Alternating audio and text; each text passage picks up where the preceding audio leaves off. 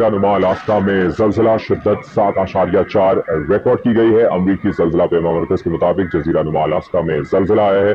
9.3 kilometre गहराई में थी और ज़लज़ले के करीब वाक़ बहरुल काहिल के इलाकों के लिए सुनामी की वार्निंग जारी कर दी गई है।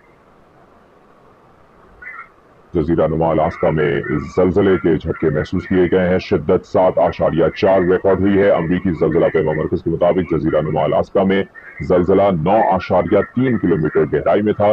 ज़लज़ले के करीब वाक़े बहरुल काहिल के इलाकों के लिए सुनामी की वार्निंग जारी कर दी गई है।